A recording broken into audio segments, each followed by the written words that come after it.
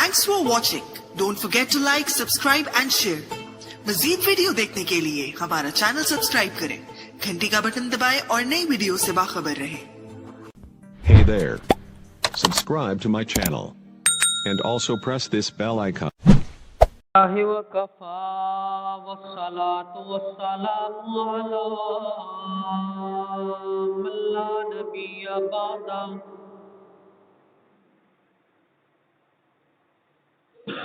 أرسله بالحق بشيرا ونذيرا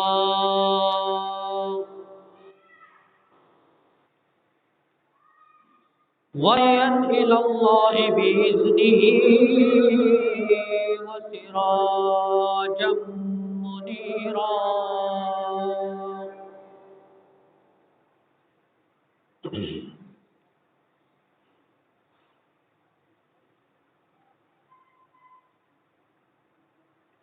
أما بعد فأعوذ بالله من الشيطان الرجيم. بسم الله الرحمن الرحيم.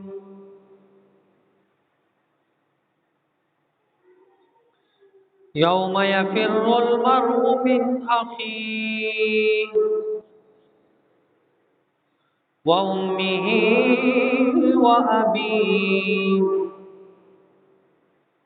وصاحبته وبنيه لكل امرئ منهم يومئذ شأن يغنيه.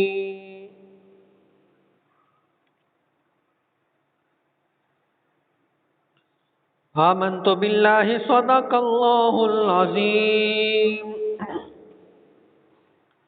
وبلغنا رسوله النبي الكريم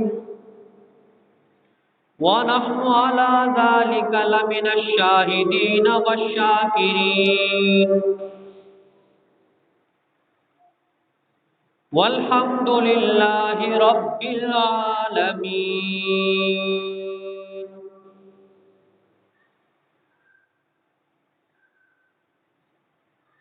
قابل صد احترام و تکریم میرے واجب الاحترام دوستوں، بزرگوں، عزیز نوجوان ساتھیوں،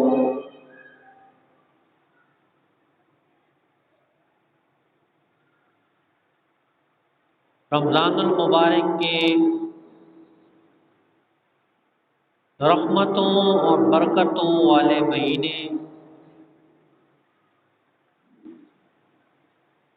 کے بعد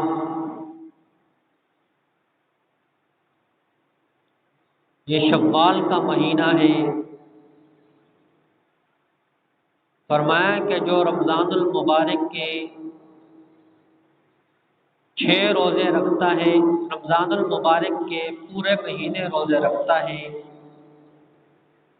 اور شوال کے 6 روزے رکھتا ہے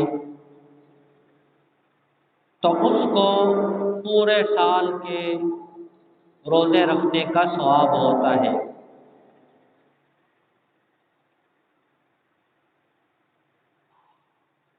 جیسے رمضان شریف گزر گیا، ایسی اس انسان کے اوپر ایک وقت آئے گا کہ یہ دنیا سے چل بسے گا.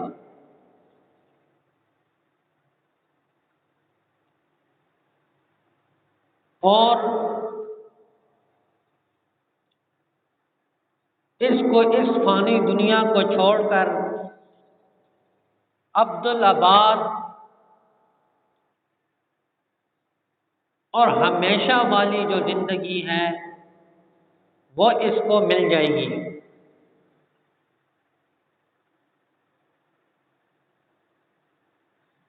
قبر میں اس کو اتار دیا جائے گا. قبر کے منازل اس کے سامنے آئیں گے.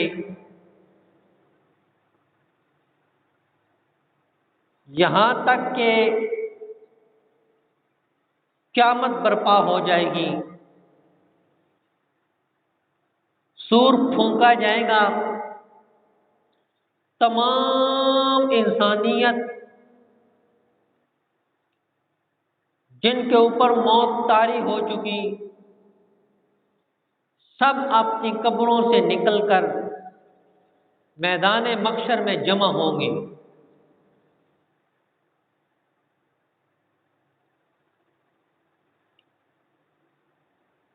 پسینے میں ڈوبے ہوں گے، کوئی ٹخنوں تک، کوئی پنڈلیوں تک،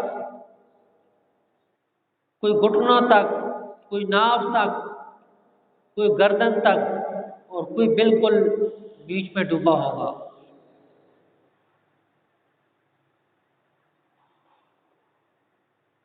سورج سوا نیزے پر ہوگا،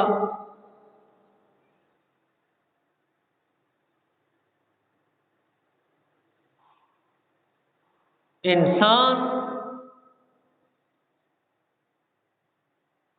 کرب اور الم کے عالم میں ہوگا،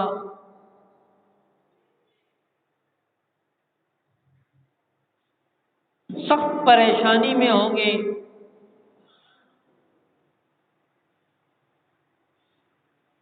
کوئی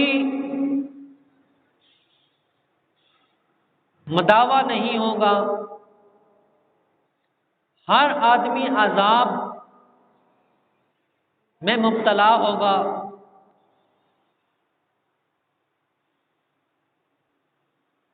یہاں تمام انبیاء اکرام، صلحاء، اتقیاء، بزرگان دین، سب کے سب اتنے خوف اور الم میں ہوں گے کہ ہر ایک کے زبان پہ ایک ہی لفظ جاری ہوگا، یا رب نفسی، یا رب نفسی، یا رب نفسی، یا الہ العالمین، آج میری حفاظت فرما، اس مصیبت سے میری جان چھڑا دے۔ اس وقت ایک ایسی ہستی ہوگی کہ وہ اپنے زبان پر یہ ترانہ جاری کیے ہوگی کہ یا رب امتی، یا رب امتی، یا رب امتی، اے اللہ میری گناہگار امت کی مغفرت فرما، میری گناہگار امت کی حفاظت فرما۔ یہ ایک ہمارے آقا رسول کریم صلی اللہ علیہ وسلم کی یہ آواز ہوگی۔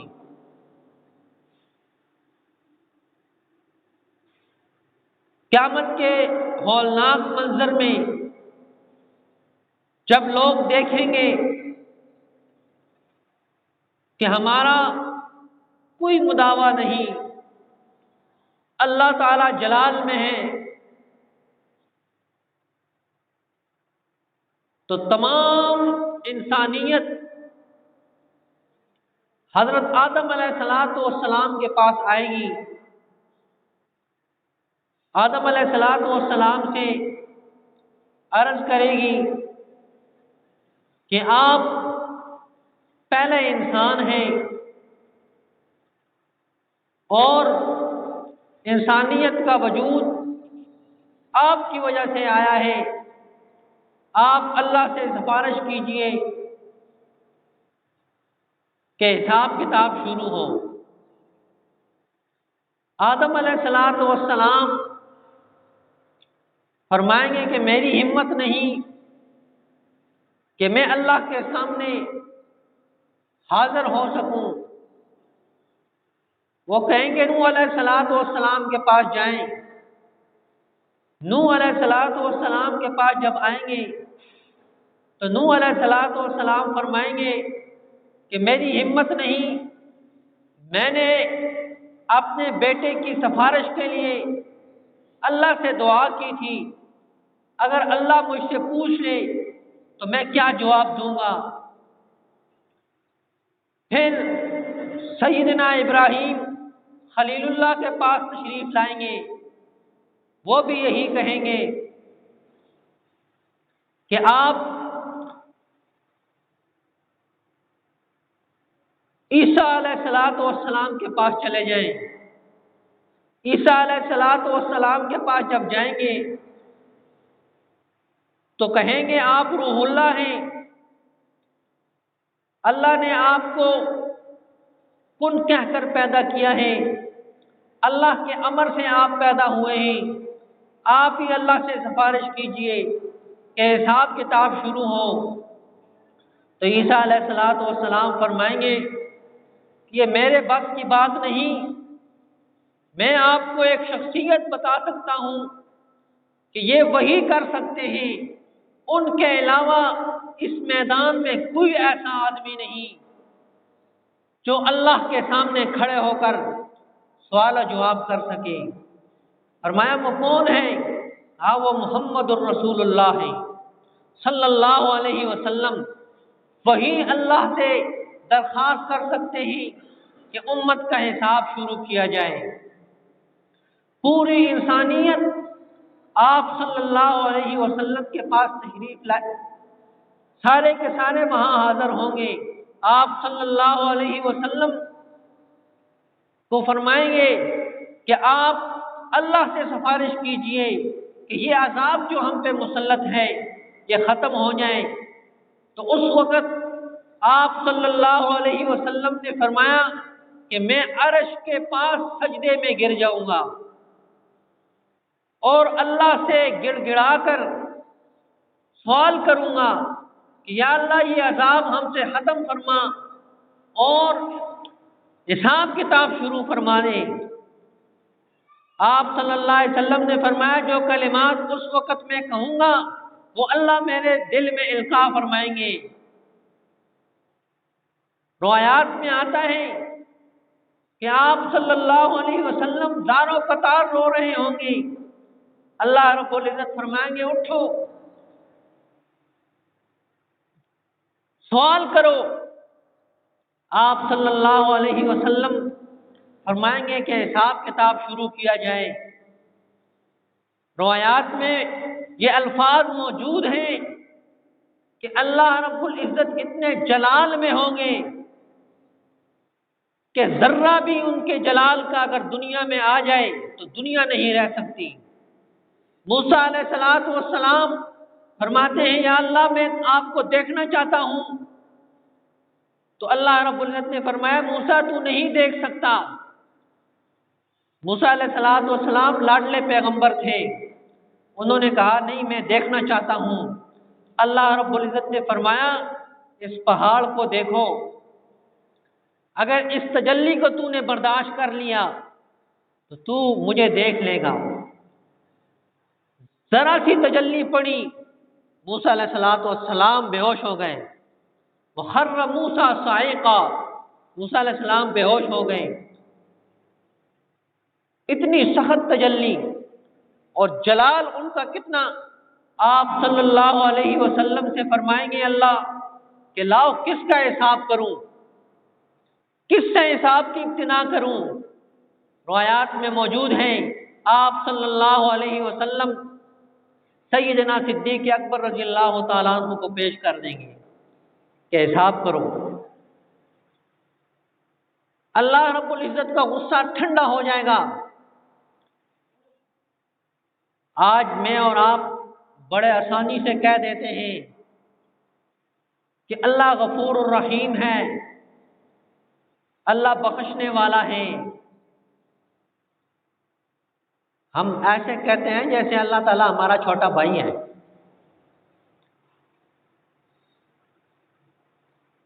اور بڑے ڈٹائی کے ساتھ ایک تو غیر منکر کام کر رہا ہوتا ہے جس کا نہ شریعت میں اجازت ہو نہ خاندان میں اجازت ہو، ایک کام وہ کر رہا ہوتا ہے اور اوپر سے کہتا ہے جی اللہ غفور الرحیم ہے۔ تو اللہ نے کہا میں قہار بھی ہوں، جبار بھی ہوں۔ وہ وقت اتنا سخت ترین وقت ہوگا کہ اللہ رب العزت ایک شخص سے کہیں گے کہ جاؤ ایک نیکی لے آؤ تو جنت میں، ایک نیکی تو لے آ، تجھے جنت میں بھیجتا ہوں۔ وہ والد کے پاس آئے گا، دنیا میں تو نے میرے لیے بہت تکلیفیں اٹھائی، دھوپ میں مزدوری کرتا تھا، میرے لیے عیش و آرام کی کوشش کرتا تھا، آج مجھے ایک نیکی کی ضرورت ہے، مجھے ایک نیکی دے دے۔ تو وہ بھی کہے گا میں تجھے جانتا نہیں ہوں۔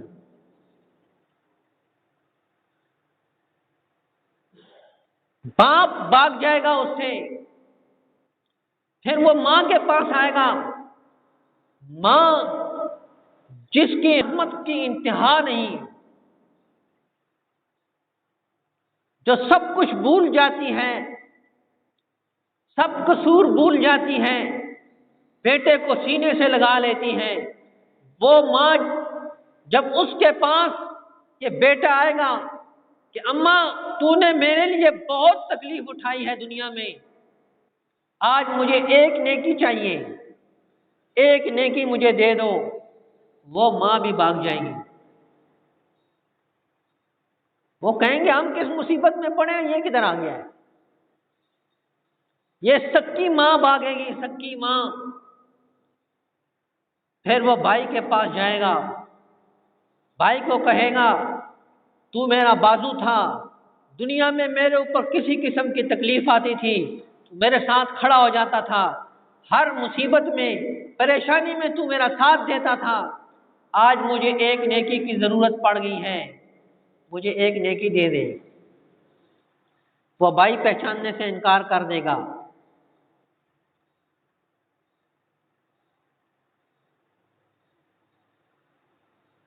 پھر وہ اپنی بیوی کے پاس آئے گا، بیوی سے کہے گا تو میری عزت تھی، تو نے میرے لیے ماں باپ کو چھوڑا، بہن بھائیوں کو چھوڑا، رشتہ داروں کو چھوڑا، کنبہ قبیلہ چھوڑ دیا، اور میرے ساتھ آ کر تو نے زندگی گزاری ہے، یہ تیرا میرے اوپر بہت بڑا احسان تھا، آج مجھے ایک نیکی چاہیے، مجھے نیکی دے دو۔ وہ بیوی بھی چھوڑ دیں گے۔ دوست احباب جن کے اوپر فخر ہوتا ہے انسان کو، وہ بھی ہیں، یعنی اتنا کٹن مرحلہ میرے اور آپ کے اوپر آنا ہے، اور اس مرحلے کے لیے اس دنیا میں ہم نے تیاری کرنی ہے۔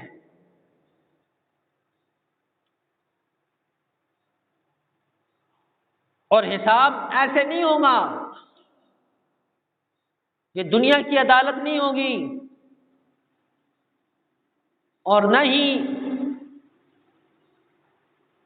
ہمارا جو ہے نا سرحد کا جرگہ ہوگا، بلکہ یہ اللہ کا قانون ہے،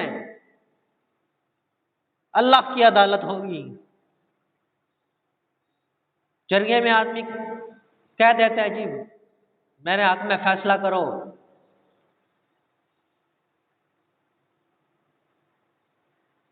وہ ساتھ کہہ دیتا ہے ڈل درمان کوما، وہاں یہ نہیں ہوگا۔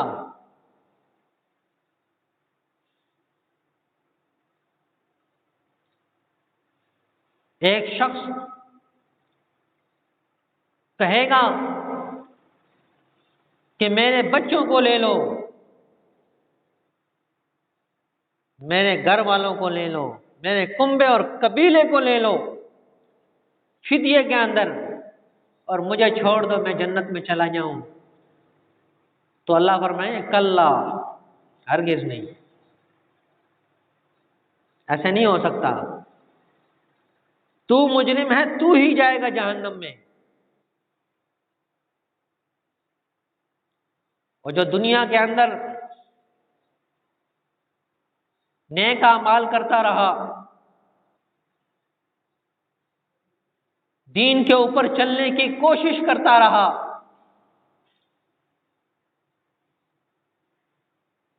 اعمال کی پابندی کرتا رہا، اس کا حساب بھی بہت آسان طریقے سے ہوگا۔ ایک شخص آئے گا، اس کے گناہ ہی گناہ دفتر کے دفتر لائے جائیں گے، وہ دیکھے گا تو بڑا پریشان ہو جائے گا کہ میری نیکی کوئی نہیں ہے۔ جب اس کی پریشانی بڑھے گی تو فرشتے اسے ایک چھوٹا سا پرزہ دیں گے کہ یہ لے جاؤ۔ وہ بھی کہے گا اس کے ساتھ کیا ہوگا، ادھر تو گناہوں کے دفتر ہیں،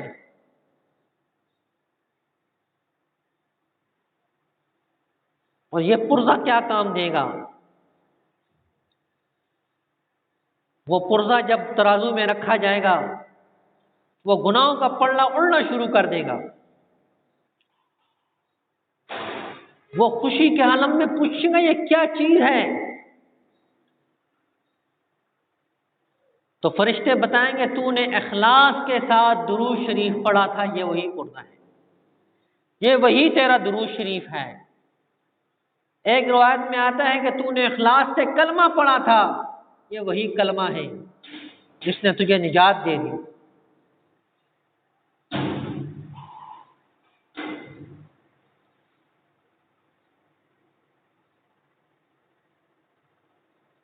اور جو دین سے ہٹ کے چلتا رہا، خود بھی گمراہ اور دوسروں کو بھی ورغلاتا رہا، دوسروں کو بھی اکساتا رہا، دوسروں کو بھی کہتا تھا یہ کام کرو،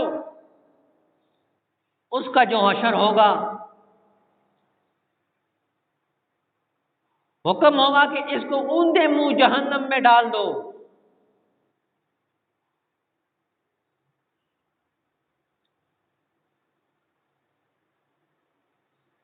میں نے ایک روایت میں پڑھا تھا کہ 40 سال تک اللہ رب العزت ان سے بات ہی نہیں کریں گے۔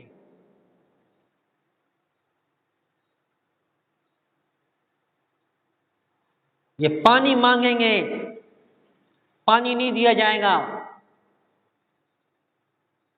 اور جس وقت ان کو پانی دیا جائے گا وہ بھی دھیان سے سن لو کیا ہوگا۔ دنیا میں پانی سے بدبو آتی ہے نا، ہلکی سی بھی نہیں پیتا انسان۔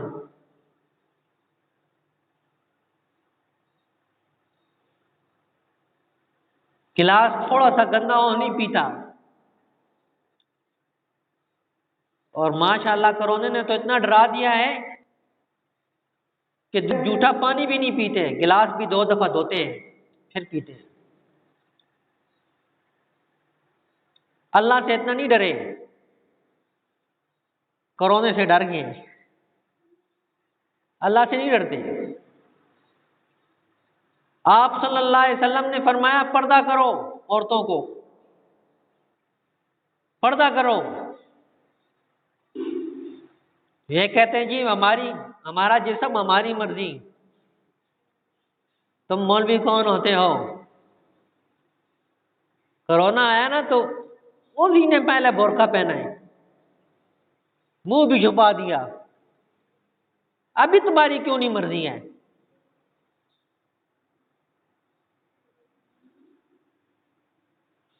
اب کیوں نہیں کہتے ہو ہماری مرضی ہے؟ اب کیوں پردہ کر لیا ہے؟ وہ مولوی کی بات نہیں مانتے ہیں، اللہ کی بات نہیں مانیں گے، لیکن ڈاکٹر نے کہہ دیا کہ جی یہ سانس کی وجہ سے لگے گا تو منہ بھی بند کر دیا۔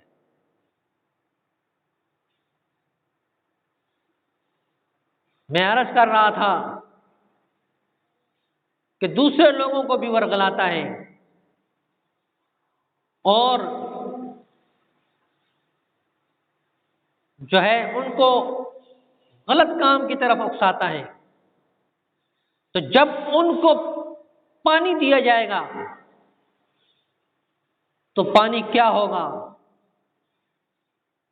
شیخ الحدیث حضرت مولانا زکریا رحمۃ اللہ علیہ نے ایک کتاب میں لکھا ہے کہ وہ جہنمیوں کا خون اور پیپ اور پیشاب ہوگا،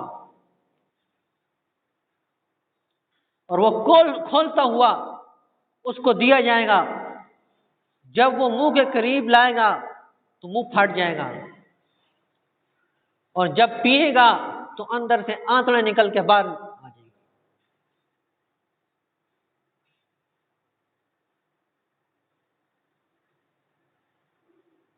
یہ اس شخص کی سزا ہے جو اسلام اور دین کے خلاف ہے۔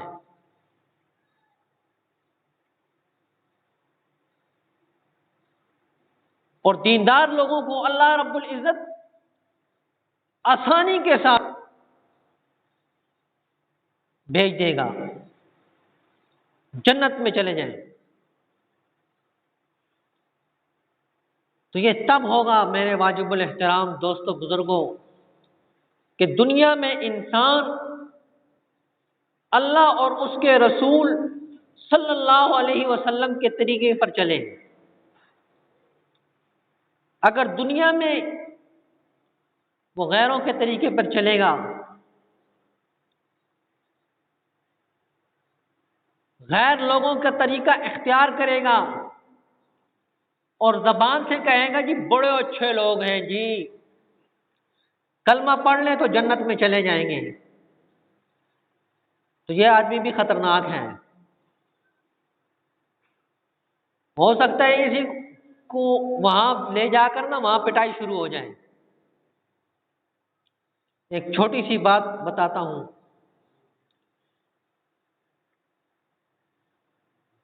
یہ مسلمانوں کا ایک ملک تھا،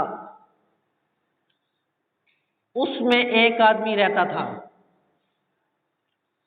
وہ کہا کرتا تھا جی عیسائی بہت اچھے، یہودی بہت اچھے ہیں جی،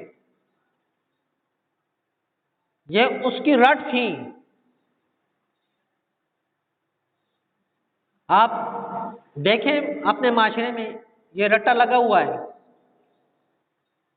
عیسائی بہت اچھے ہیں جی، وہ دیکھو جی امریکہ کا بہترین قانون ہے جی، وہ بھی اسی طرح کرتا تھا۔ اور ایک خاتون غیر ملک میں، عیسائیوں کے ملک میں، وہ مسلمان ہو گئی۔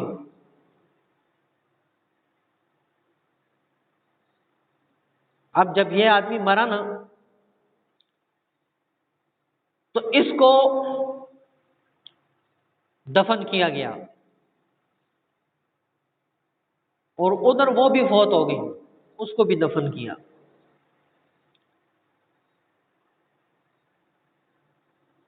تو اس کے رشتہ داروں نے دعویٰ کر دیا کہ ہمارا اس کے ساتھ کوئی مسئلہ تھا، تو حکومت نے کہا اس کو نکالو، اس کا ٹیسٹ کرو۔ جب اس کو نکالا تو وہ خاتون نکلی، لوگ بڑے پریشان، یہ کیا ہوا؟ اس کی اخبار میں تصویریں آئی اس عورت کی کہ یہ کون ہے؟ تو ان غیر لوگوں نے دیکھا، غیر مسلموں نے، یہ تو ہماری خاتون ہے، ہم نے تو اس کو ادھر دفن کیا تھا، یہ ادھر کیسے پہنچ گئی؟ تو پوچھا گیا کیا بات تھی؟ تو کہا ہمیں پتہ نہیں چلتا، رات کو یہ اڑ جایا کرتی تھی۔ تو تحقیق کرنے کے بعد پتہ چلا وہ مسلمان ہو گئی تھی، اور اس کی تحقیق کی کہ اس کا کیا عمل اتنا برا تھا، تو اس کی بیوی نے بتایا کہ یہ غیر مسلموں کی تعریفیں کیا کرتا تھا۔ تو اس وقت مفتی صاحب نے کہا کہ اللہ نے دنیا میں دکھا دیا کہ جو غیروں کی تعریفیں کرتا ہے اس کو غیروں کے ساتھ ہی پہنچا دیا گیا۔ من تشبہ بقوم فہو منہم، آپ صلی اللہ علیہ وسلم نے 1400 سال پہلے بتا دیا کہ جو جس قوم کی مشابہت کرے گا قیامت کے دن ان کے ساتھ ہوگا۔ دنیا میں اللہ نے دکھا دیا ہے، یہ معمولی بات نہیں ہے منہ سے جو کچھ نکال دیا جائے، یہ لکھا جاتا ہے اور قیامت کے دن یہ دکھایا جائے گا۔ دعا ہے کہ اللہ رب العزت مجھے بھی اور آپ کو بھی عمل کرنے کی توفیق عطا فرمائے۔ وما علینا الا البلاغ۔